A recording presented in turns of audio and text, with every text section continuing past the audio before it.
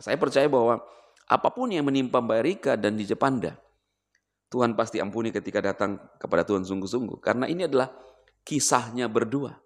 Masing-masing setiap manusia itu punya kisah yang berbeda. Ya, kisah yang berbeda. Kita dalam yang percaya kepada Tuhan Yesus, ketika kita datang kepada Tuhan, sebesar apapun dosa kita, Tuhan ampuni. Shalom saudara terkasih dalam Tuhan Yesus Kristus. Salam jumpa bagi saudara seiman dimanapun saat ini berada di seluruh wilayah Indonesia. Saya berdoa roh, jiwa, dan tubuh saudaraku dalam anugerah dan perlindungan Tuhan kita Yesus Kristus. Amin. Hari ini saya akan berkomentar terkait sebuah kasus yang lagi viral, di mana sepasang muda-mudi yang melakukan hubungan, istilah sekarang saudara itu namanya FWB. Ya. Dan saya juga akan menjelaskan apakah hubungan ini benar sesuai dengan Alkitab atau gimana ya. Nah, yang berakibat si harus bunting saudara. Ya. Ini masalahnya ribet. Ya. Yang tadinya bisa menjalani hubungan yang namanya muda-mudi sesuka hatinya saudara, akhirnya berujung tangis di podcast Bung Dedi. Ya. Nah, saudaraku, saya melihat segala sesuatu yang kita lakukan pasti kita akan tuai. Ini pesan buat anak muda bahwa dalam setiap tindakan kita harus hati-hati. Kalau Anda hidup di dalam kehidupan yang jauh dari Tuhan, hidup dalam dunia malam, dunia gelap saudara. Dunia gelap artinya kan remang-remang lampunya. Ya Anda akan menuai hasil yang setimpal. Saya melihat pernyataan Mbak Erika sebelumnya. Saya nggak mendiskreditkan siapapun ya saudara. Tapi ini saya berkomentar dari sisi mungkin dari pandangan saya, dan saya juga melihat dari sisi pandangan Alkitab. Saya melihat sebelumnya kasus yang terjadi sekarang ini yang menimpa Mbak Erika yang harus dia hamil. Dia pernah hadir dalam podcast Bang Dedi, lalu berbicara bagaimana dia senang dengan hubungan-hubungan yang kalau dulu saudaraku namanya hubungan TTM, teman tapi mesra, ya. Kalau sekarang namanya FWB. Hubungan FWB itu adalah menjalani hubungan tidak melibatkan perasaan, baper, tetapi bisa melakukan yang itu. Ya, nah di dalam podcast Bang Dedi itu sempat disebutkan itu.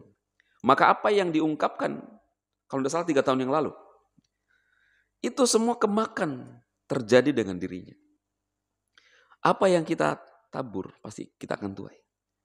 Saya melihat kasus ini sepertinya belum siap untuk bunting, tetapi sudah telanjur saudara, telanjur basah namanya. Makanya pernyataannya itu adalah sekalipun DJ di Jepang tidak ingin bertanggung jawab, biarkan saya lahirkan, saya besarkan anak ini tanpa dia. Padahal di dalam podcast Denny Sumargo di Jepang siap, ya. Tetapi yang paling fair adalah masyarakat sekarang lagi penasaran. Harusnya itu benar gak itu anaknya DJ Panda? Karena kalau kita kembali ke pernyataan 3 tahun yang lalu dalam podcast Bung Dedi, wah itu mengerikan saudara ya. Seru ini kasus ya. Saya jadi lihat kasusnya karena istri saya juga nonton, jadi saya ingin menanggapi dan berkomentar. Tapi saya mau sampaikan bahwa ini bukan untuk menjadi sebuah bahan untuk kita mulai menertawakan mereka. Tidak saudara. Saya percaya bahwa apapun yang menimpa Mbak Erika dan DJ Panda, Tuhan pasti ampuni ketika datang kepada Tuhan sungguh-sungguh. Karena ini adalah kisahnya berdua. Masing-masing setiap manusia itu punya kisah yang berbeda. Ya, kisah yang berbeda. Kita dalam yang percaya kepada Tuhan Yesus, ketika kita datang kepada Tuhan, sebesar apapun dosa kita, Tuhan ampuni. Namun saya mau berpesan kepada siapapun saudara-saudara, khususnya anak-anak muda. Dari kasus ini kita belajar bahwa jangan main-main dengan dosa. Karena kalau kita main-main dengan dosa, ada akibat yang harus kita tanggung. Sekalipun Tuhan mengampuni kita, tetapi ada akibat, ada harga yang harus dibayar mahal. Harga yang dibayar oleh Mbak Erika ketika mungkin masih lagi senang-senang, belum terjadi apa-apa. Ketika melakukan, lalu kemudian ada hasilnya, harganya sudah akan dibayar.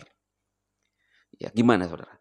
Dia harus menahan rasa. Saudara bisa mengerti, ya. Se-Indonesia tahu, bahkan bukan se-Indonesia, luar Indonesia tahu.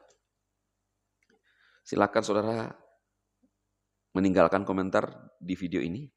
Sekali lagi, ini saya hanya memberikan awasan. Dari kasus ini kita harus belajar untuk anak-anak muda. Bukan cuma anak muda.